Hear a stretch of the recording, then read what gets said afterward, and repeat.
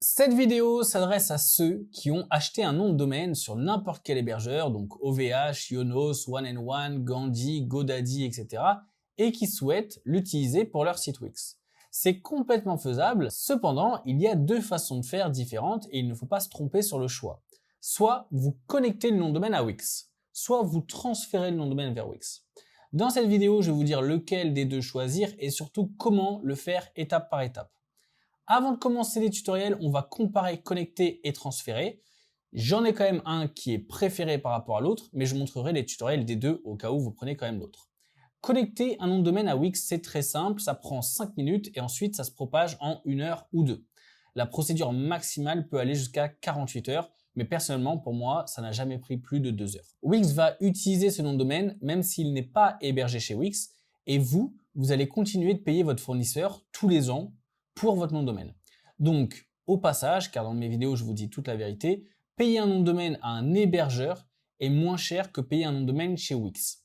Le nom de domaine vous coûtera une dizaine d'euros par an chez votre hébergeur. L'inconvénient principal du fait de connecter, c'est que vous avez un forfait Wix d'un côté, un forfait hébergeur de l'autre, et si vous êtes un peu perdu en informatique, c'est plus compliqué que d'avoir acheté le nom de domaine directement chez Wix à la base.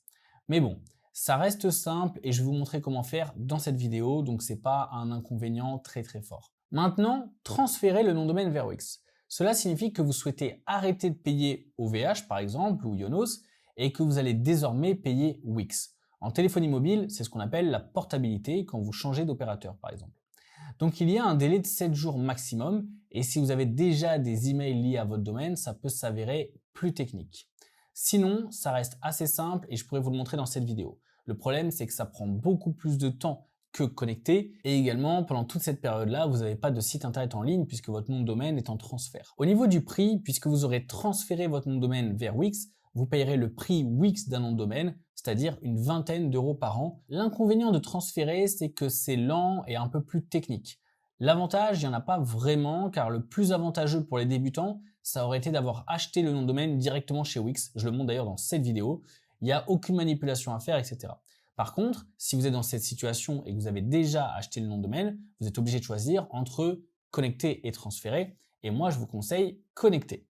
Pour ceux qui souhaitent connecter le nom de domaine, je vais vous montrer maintenant comment faire. Et pour ceux qui souhaitent transférer, allez à la minute et seconde qui s'affiche sur votre écran pour voir le tutoriel de comment transférer. C'est parti. Alors on est sur Wix. Vous voyez, vous avez vos différents sites, etc. Et vous allez aller en haut à droite sur votre nom et vous allez dans domaine. Sur cette page-là, vous avez tous les domaines que vous avez achetés sur Wix, en dehors de Wix, etc. Vous allez pouvoir d'ailleurs cliquer sur obtenir un nouveau domaine si vous souhaitez acheter un nouveau domaine sur Wix. Mais si vous avez déjà acheté ce nom de domaine chez un autre hébergeur, vous allez cliquer sur ajouter un domaine existant. Et là, vous pouvez soit connecter, soit transférer. Donc transférer, je vais le montrer après. Et connecter, je vais le montrer maintenant. Je clique sur connecter un domaine qui vous appartient déjà.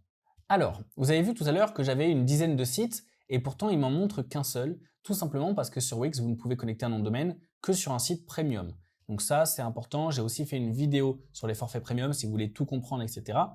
Donc, je passe là-dessus et je vais tout simplement cliquer sur suivant. Je sélectionne ce site-là, je veux lui ajouter un nom de domaine et je vais cliquer sur suivant. Donc ici, je vais aller écrire le nom de domaine que je souhaite connecter. Moi, je vais mettre le acadewix.fr puisque, donc ça c'est un truc un peu important à savoir, il faut toujours protéger un nom de domaine. Donc si vous achetez par exemple le acadewix.com, achetez toujours le .fr pour pouvoir le protéger. Voilà, dans tous les cas, vous êtes protégé par la loi, mais quand même, on n'a pas envie de perdre du temps à faire des procès, à faire des choses, etc. Donc tout simplement, vous achetez les deux noms de domaine et vous êtes tranquille. Donc voilà, vous faites suivant. Donc là, en fait, il va chercher le fournisseur de domaine parce que Wix peut savoir où est votre nom de domaine, chez qui il est hébergé et il peut vous aider dans la démarche. D'ailleurs, tout ce qui est là, c'est juste de l'aide sur la démarche. Il sait si vous êtes chez GoDaddy, Google Domain, Yonos, etc. Là, je vais faire commencer et il me guide vraiment pas à pas. Donc, connectez-vous à votre fournisseur de domaine. Voilà. Ici, vous devez vous connecter donc soit à OVH, soit à Yonos, soit à Gandhi, etc. Vous devez vous connecter et c'est dans cette partie-là que malheureusement le tutoriel ne sera pas exact puisque chaque hébergeur, et il y en a des centaines des hébergeurs, sera différent. Là, vous devez accéder à une partie qui s'appelle domaine et SSL. Vous devez trouver vos noms de domaine. Une fois que vous avez trouvé vos noms de domaine, vous voyez ici acadewix.fr, voilà. Donc vous allez devoir trouver une partie qui s'appellerait serveur de nom. Voilà, donc là, serveur de nom. Voilà, c'est peut-être pas exactement au même endroit chez vous. C'est peut-être, ça s'appelle peut-être un tout petit peu différemment, peut-être serveur, etc. Donc là, je lui dis que je me suis connecté, j'ai trouvé les paramètres de mon domaine, j'ai trouvé les serveurs de nom. Voilà, donc là, il m'explique que les serveurs de nom actuels ressemblent à ceux-là. Donc si je vais ici, en effet, c'est exactement les mêmes serveurs de nom. C'est ça que vous devez trouver dans votre accès. Alors si vous êtes sur Yonos, c'est parfait, vous avez juste à suivre ce tutoriel. Si vous êtes ailleurs, malheureusement, je ne peux pas faire un tutoriel sur les 100 hébergeurs différents. Donc là, je dis que j'ai trouvé les serveurs de nom et maintenant, il me propose de remplacer les 4 serveurs de nom par 2 serveurs de nom. Donc je vais prendre le premier, je vais copier le premier, je vais retourner sur Yonos et je vais utiliser des serveurs de nom personnalisés. Voilà, et moi je vais en utiliser que 2. Donc le premier, je le colle ici. Ensuite, je retourne sur Wix, je prends le deuxième et le deuxième, je le colle ici. Voilà. C'est pas grave si j'en ai pas 4. Vous voyez d'ailleurs, c'est marqué facultatif. Et là, je vais cliquer sur enregistrer. Le serveur de nom a été modifié avec succès, donc vous aurez un message similaire sur votre outil. Et là, sur Wix, je vais dire c'est bon, j'ai remplacé mes serveurs de nom. Et là, il vérifie la connexion. Alors que la connexion soit vérifiée, validée ou pas, c'est pas très grave parce que en fait, dans tous les cas, si vous avez fait exactement ça, ça va marcher, c'est sûr et certain. Donc là, il est marqué vous avez terminé, votre site sera accessible dans le monde entier d'ici la journée du jeudi 27 octobre. En gros, aujourd'hui on est le 25, il me dit 27 octobre parce que lui, il calcule 48 heures. Mais comme je vous disais tout à l'heure, ça va prendre, allez, 1 heure, 2 heures grand maximum. Et ensuite, vous allez être connecté à Wix. Ensuite, vous n'aurez plus qu'à aller ici dans domaine. Le domaine en question sera là. Et s'il n'est pas directement ici, vous pourrez aller le chercher là et vous pourrez l'attribuer à votre site en cliquant sur ce bouton-là. Donc là, il est marqué « Nous vérifions la connexion de votre domaine ». Ça prendra quelques heures ou quelques jours, mais vous allez voir que c'est hyper rapide en réalité. Maintenant, je vais vous montrer comment transférer un nom de domaine vers Wix.